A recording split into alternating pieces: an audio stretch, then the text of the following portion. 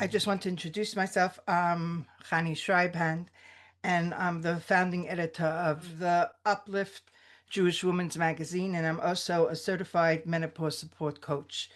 And I help Jewish women to navigate their midlife with knowledge and respect. I just wanted to talk today to you about something that came up in the NHS, which is exciting, but also a bit nerve-wracking, and I'll explain you why. So what came out is, which is the National Health Service in England, it has made an update, which brings the routine health checks will now include a menopause questionnaire. Now, a few of you will say, oh, well, doesn't that always happen? And actually, really, it doesn't happen. We're never given the opportunity to speak about the menopause. They'll ask you, you'll go into the doctor and you'll say, I'm very tired, or I feel hot flushes, which is the most simplest that most of you will know about. And you'll say that, and the doctor will say, well, are you experiencing anything else in life? Are you having problems at home, or are you healthy? Are you taking your vitamins? All these things, but they won't always, it doesn't always point to menopause, and people don't always get a chance to discuss what they're going through. So now it's going to be mandatory for the doctors to ask certain questions, which they're not yet 100% of what the questions will be, but they're going to be working it throughout the year of what kind of issues you're having that will point to the menopause, and which it's a very, very good thing. It's going to be available from 40 to 75. They're going to be asking these questions, and it's very good because now it's on the agenda of the NHS to ask these questions. And the reason I feel it's not good is because they answer all the people who are saying, well, you never discussed this with me. You never ask me what's bothering me. Now they're going to turn around and say, well, we asked you the 5 questions. You didn't answer those questions in the right way. So, what do you expect? So that's what I'm scared of. But I think there's a lot of people who are scared of that. And I think the main thing is to note that in a way, it's a really positive step for the NHS. Going back to that, I downloaded the different stuff that are available in this new check so that you should understand more what you could be asking. It starts in January. It's in the new year, as they say it. And the drive is to make menopause advice a part of a free health checks, and it will help millions of women to get the care they need. Okay?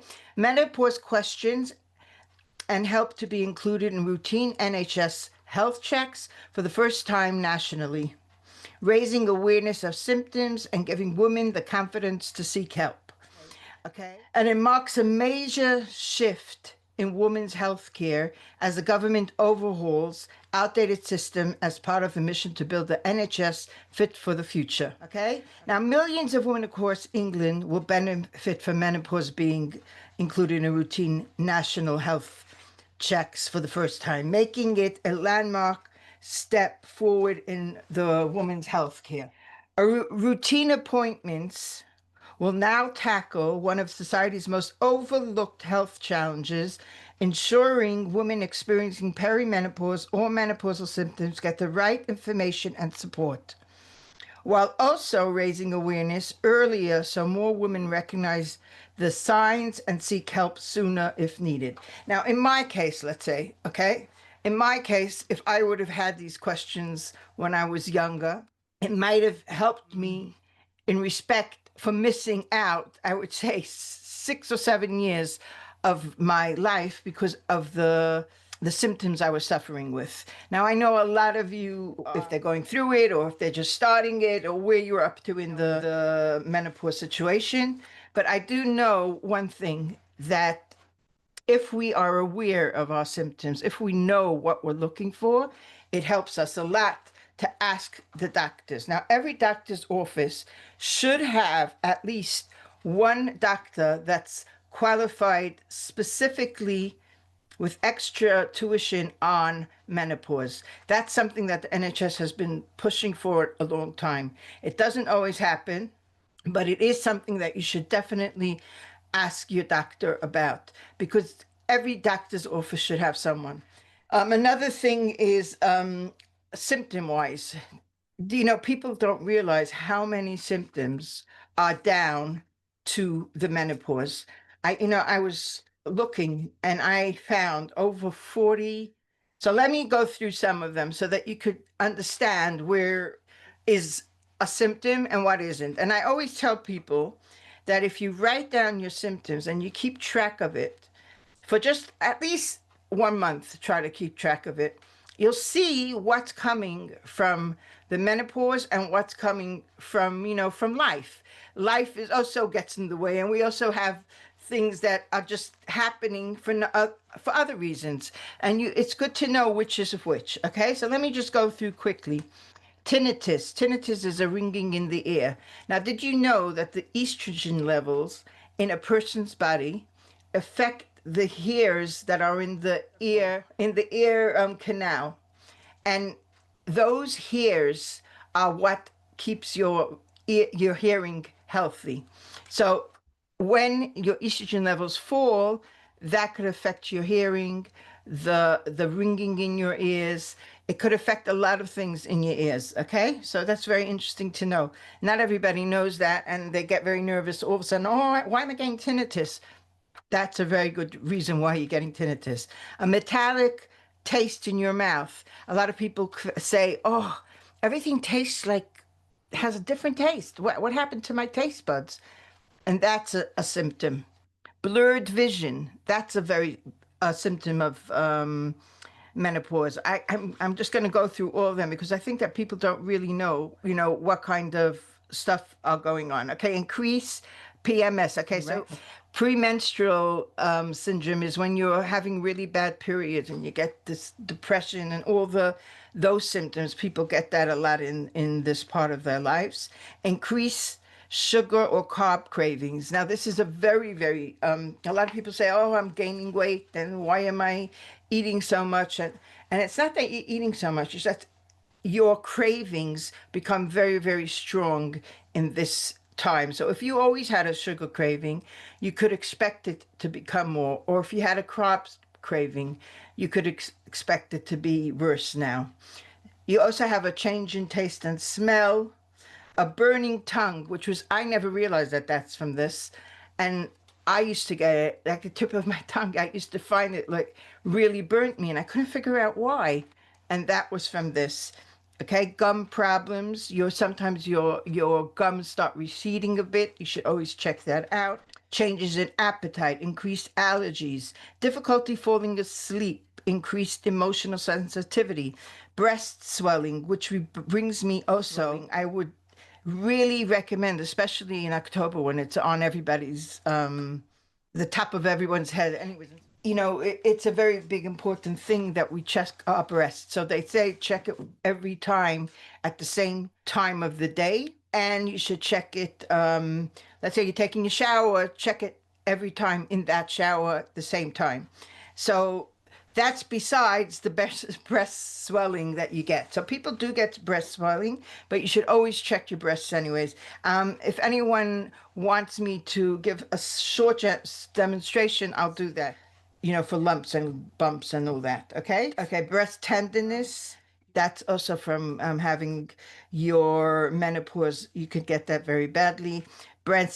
Okay, so now breast lumpiness. Now, here we're saying check your breast. How do you know if it's a lump from a cancer lump, or if it's chas v'shalom, or if it's just a regular lump and bump in your body? So if you're checking regularly, you will see if it's growing or if it's something new that you've never seen before. I would always check it out first, but you could know that it could sometimes be breast lumpiness comes from your menopause trip. Okay, decreased libido.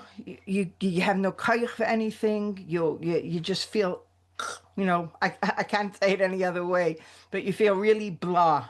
Okay, fatigue, tiredness, eye irritation, waking up during the night, headaches, insomnia, mood swings, increased sensitivity to foods and chemical.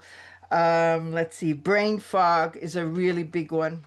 memory lapses. Okay, so brain fog and memory lapses are really two different things. Let me explain you why. A brain fog is you're doing something and you just like fade out. You don't remember what you're doing. But memory lapses is when there's certain areas that you just can't remember what happened to you like 5 days ago. It's something. It's a totally different feeling. Okay, this one is very interesting. Frequent urination. A lot of people get infections, more infections in their urine. You should always check that out. Urinary incontinence. This is also a big thing. When you start losing the estrogen levels, your vaginal muscles don't work the same way. And a lot of people find that they have to, you're coughing and you leak, or you can't make it to the toilet if you're laughing very hard. All of a sudden you feel that it's coming, you won't make it. So that's a very big symptoms of menopause and perimenopause. Okay, anxiety, difficulty concentrating, UTIs, irregular periods, um, decreased tolerance of stress, cold flashes, hot flashes, lighter periods, heavier periods. Panic attacks is a very big thing. Panic attacks is when you all of a sudden you feel your heart is beating very quickly and you think, oh, I'm having a heart attack. What's the matter with me? I've had so many women call me about that. And it's normal. And there are things you could do to help yourself through that, which I could guide you on if you need that. Heart palpitation, vertigo, dizziness, night sweats, digestive issues, heavy period, nausea, dizziness, tearfulness, depression, sudden mood swings, weight gain is very, very normal, especially in your middle area. Acne, fluid retention, bloating, joint pain, back pain, hair loss, decreased muscle mass, osteoporosis, muscle aches, vaginal burning, vaginal dryness, and increased body fat. These are just some of the ones. I mean, I have another whole list with it.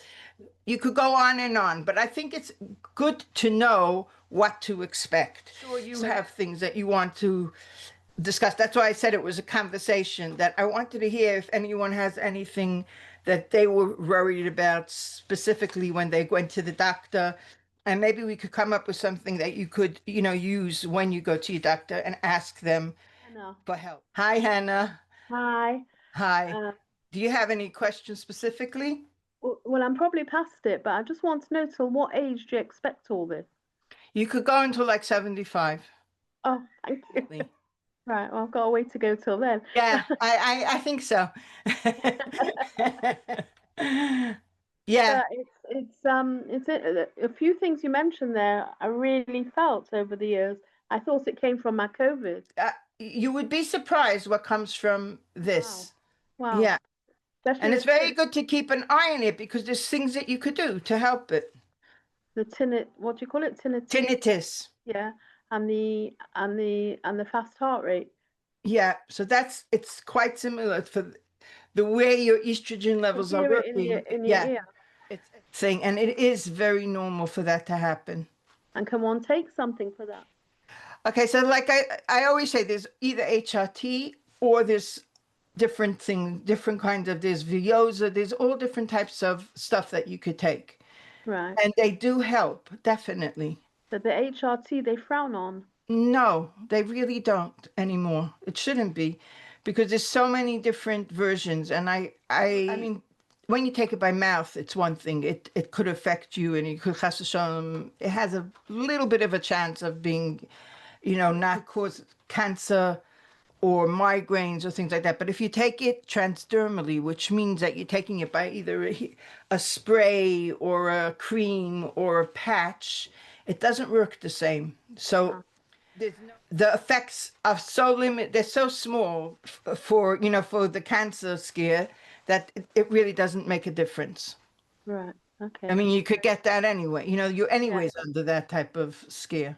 So Thank I personally think it's a good one. But if you can, there's other things that you could do. Like there's magnesium, there's all kinds of vitamins, and there's all kinds of healthier, supposedly, ways of taking care of it. you. Right. So I mean, that's the thing. But this is something that now you should be able to go into your doctor and, I would say, in a very nice way, demand that they should hear it. Right. And I would say you go in and you say to them, listen, I know that this is a symptom of menopause. Could you tell me how to proceed with it? Instead of saying, oh, I have a terrible earache and I have ringing in my ear, now you have something to say. Look, I have this and I know it's from the menopause. I've been checking it. You know what I mean? Track it for a few days and see when it comes up, especially the ringing in the ears. That's very, very disturbing. It drives you up the wall. Yeah, absolutely. Is it a constant or is it a, No, and it's worn off latterly, but yeah? And is it like the I ringing had one it for four or or is five it a years. whistle? No, it's like every so often I would hear a squeak A and squeak. Okay. Okay. That's right. Because some people have it as a very loud whistle in constant. the back. Yeah. Yeah, no, it's not constant, but it's. Okay. But I would definitely keep an eye on it. Hmm. So that's why I'm trying to tell everybody about this new thing that the doctors have to, they're now, they're now under pressure that they have to give that advice, Hmm. which they never, it's very good in a way because they never were Yeah, able it's to. amazing. Yeah. But in a way, it causes its own problems. You know what I mean? In what way? I think it makes that the doctor should say, well, the person should say, well, the doctor asked me the 5 questions. I didn't answer any of the 5 answers, so I'm okay. You know what I mean? Right, And then they forget about it. So you have to really be aware of what the symptoms are and right. how you should keep an eye on them and then go to your doctor and say, look, this is my body. I'm telling you I have this, and this. And I Mm, really want you to take care of it. right. And they can give you something to raise your estrogen levels. Okay, so the only thing that raises your estrogen levels is by taking the HRT, which is estrogen. Right, right. Yeah, Okay, that's the only real. right. The newest thing on the market is Vioza, which doesn't have the hormone in it. And it's made more for people who have, let's say, tiredness, hot flushes, mood swings. That's what it's made for. Mm-hmm. And they say that it's very good. They've had very good reports about it.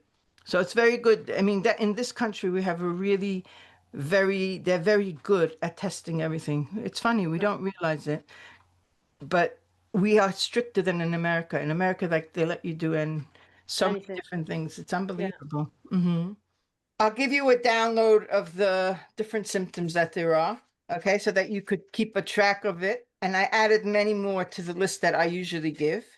Okay, so I hope you enjoyed this. And now I want to just let you know some news, by the way. And I'm trying to think what else I have to say about what's going on in life. The Uplift Magazine. I don't know if who realized and who didn't realize, but we've made a lot of changes to it. First, we started doing it every month, and then we did it only online.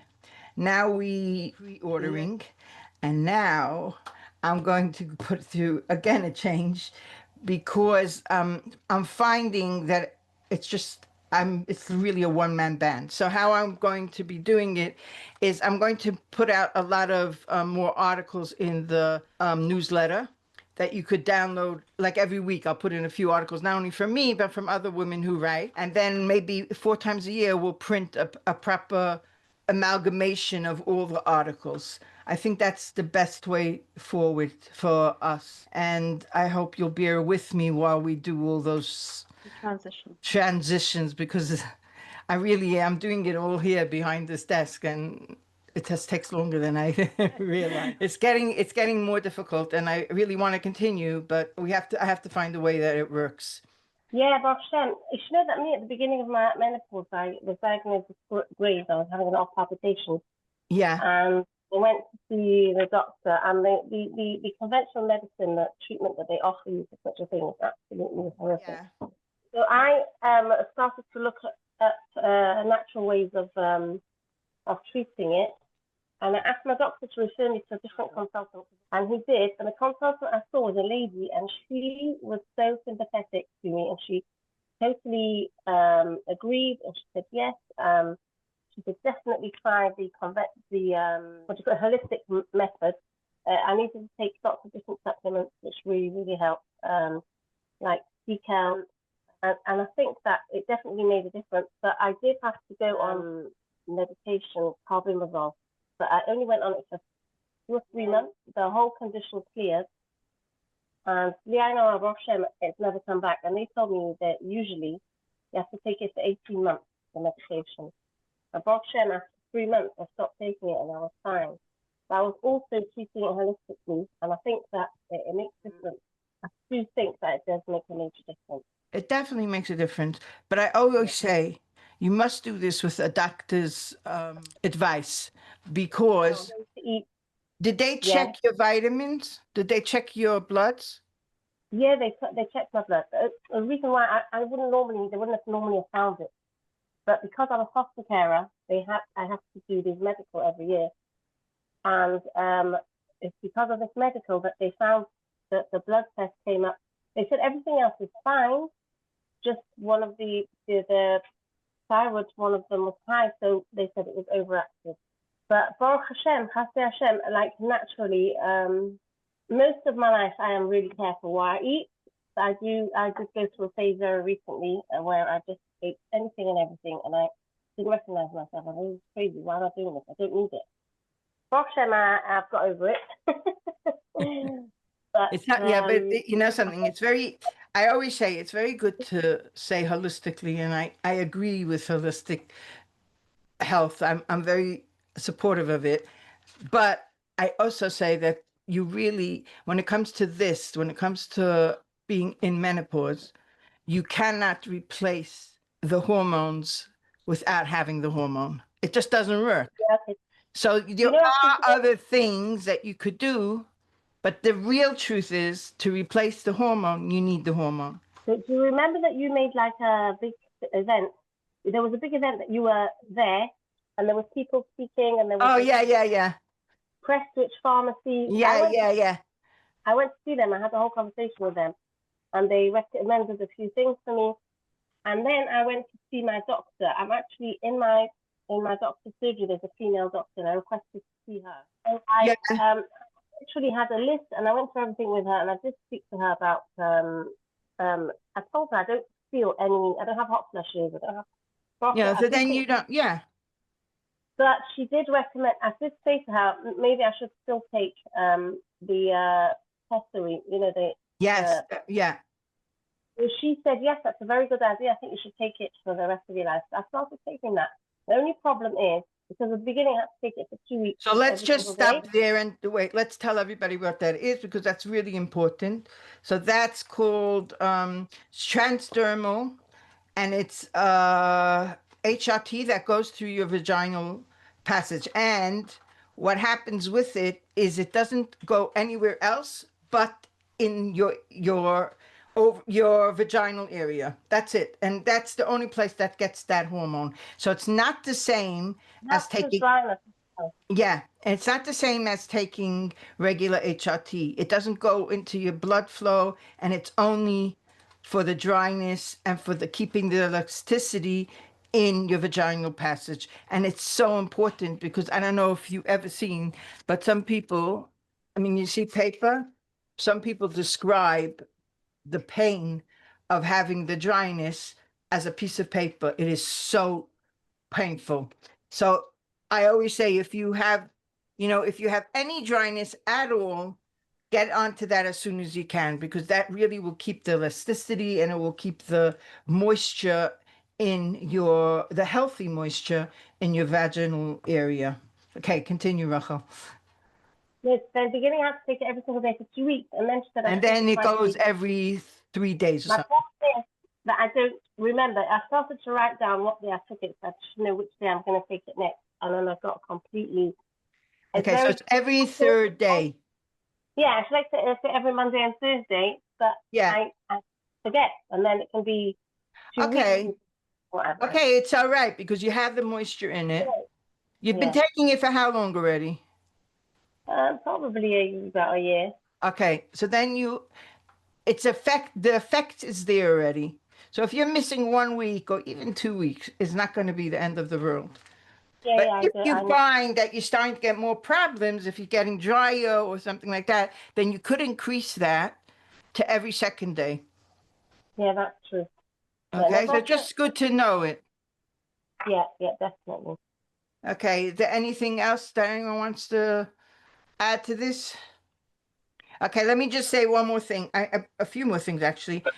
With everything, when we talk about alternative health, it's not, I know there's loads, magnesium and all that. You should take it. It's very good, very nice. Yeah. But it's also what you eat, it's your nutrition, it's your exercise. It's so important, that exercise. I can't begin to tell you how important it is. Vitamin D is so important to you.